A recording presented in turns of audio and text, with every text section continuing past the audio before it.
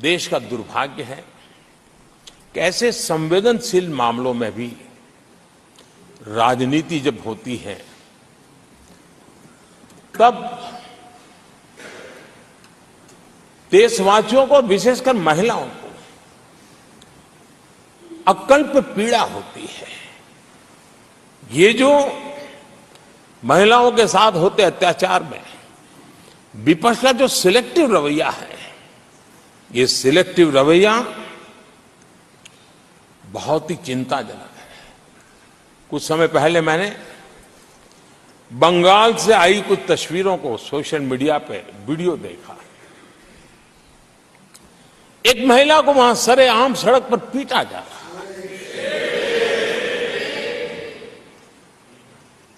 वो बहन चीख रही है, लेकिन वहां खड़े हुए कोई उसकी मदद के लिए नहीं आ रहा है, वीडियो बनाने में लगे हुए हैं।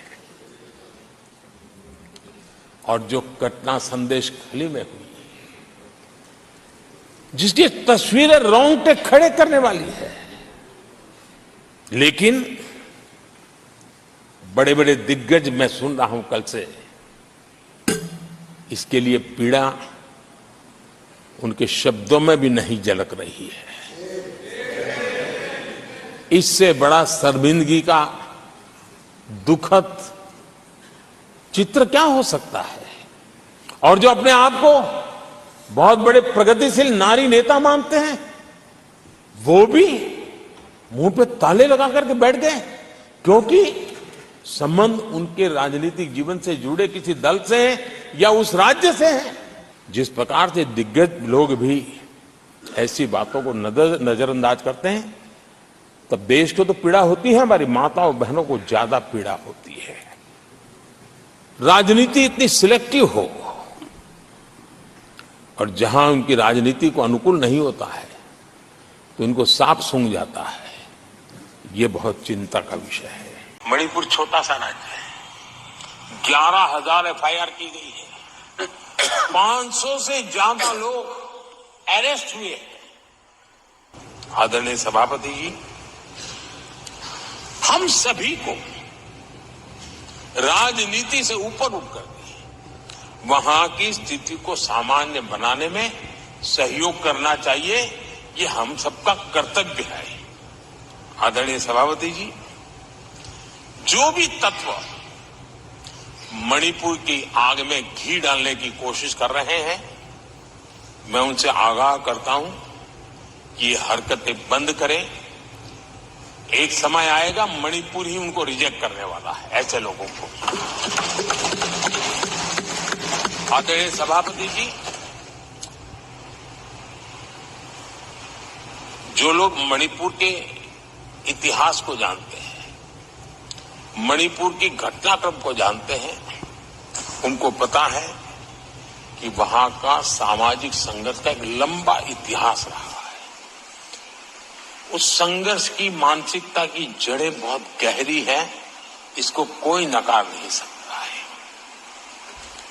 और कांग्रेस के लोग ये न भूले कि मणिपुर में इन्हीं कारणों से 10 बार राष्ट्रपति शासन लगाना पड़ा है। इतने छोटे से राज्य में 10 बार प्रेसिडेंशियल रूल लगाना पड़ा है, राष्ट्रपति शासन लगाना पड़ा है। कुछ तो मुसीबतें होगी, और ये हमारे कार्यक्रम में नहीं हुआ है। लेकिन फिर भी राजनीतिक फायदा उठाने के लिए वहां पर जिस प्रकार की हरकतें हो रही है, और आदरणीय सभापति जी, मैं इस सदन में देशवासियों को मैं बताना चाहता हूं, 1993 में मणिपुर में ऐसे ही घटनाओं का क्रम चला था, और इतना तीव्र चला था, इतना व्यापक चला था, वो 5 साल लगातार चला था। तो ये सारा इतिहास समझ करके हमें बहुत समझदारी के पूर्वक स्थितियों को ठीक करने के लिए प्रयास करना है।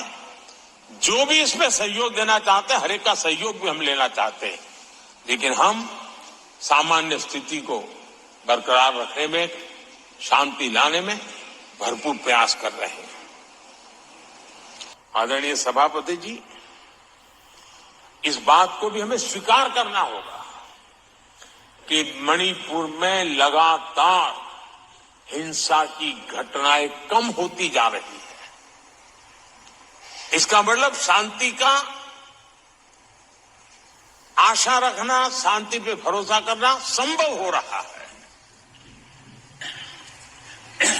आज मणिपुर के अधिकांश हिस्सों में आम दिनों की तरह स्कूल चल रहे हैं, कॉलेज चल रहे हैं, दफ्तर और दूसरे संस्थान खुले हैं। आदरणीय सभापति जी, मणिपुर में भी जैसे देश के अन्य भागों में परीक्षाएं हुई, वहां भी परीक्षाएं हुई है और बच्चों का अपनी विकास यात्रा जारी रखी है। आदरणीय सभापति, केंद्र और राज्य सरकार सभी से बातचीत करके शांति के लिए, सौहार्द रास्ता खोलने के लिए लगातार प्रयास कर रही है। छोटे छोटे इकाइयों को जोड़ करके इन ताने बाने को गूंथना एक बहुत बड़ा काम है और शांतिपूर्ण तरीके से हो रहा है। बीते समय में पहले की सरकारों में ऐसा नहीं हुआ है। गृह मंत्री स्वयं कई दिनों तक वहां रहे, गृह राज्य मंत्री हफ्तों तक वहां रहे और बार बार वहां जाकर के संबंधित लोगों को जोड़ने का प्रयास करते रहे। आदरणीय सभापति जी, पॉलिटिकल लीडरशिप तो है ही, लेकिन सरकार के सभी वरिष्ठ अधिकारी जिसका जिसका इन काम से संबंध है, वे लगातार वहां फिजिकल जाते हैं, लगातार वहां संपर्क में रहते हैं और समस्या के समाधान के लिए हर प्रकार से प्रयासों को बल दिया जा रहा है।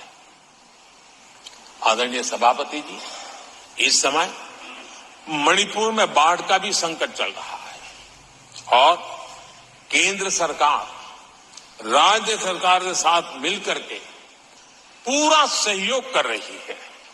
आज ही एनडीआरएफ की 2 टीमें वहां पहुंची है, यानी कि प्राकृतिक मुसीबत में भी केंद्र और राज्य मिलकर के मणिपुर की चिंता कर रहे हैं।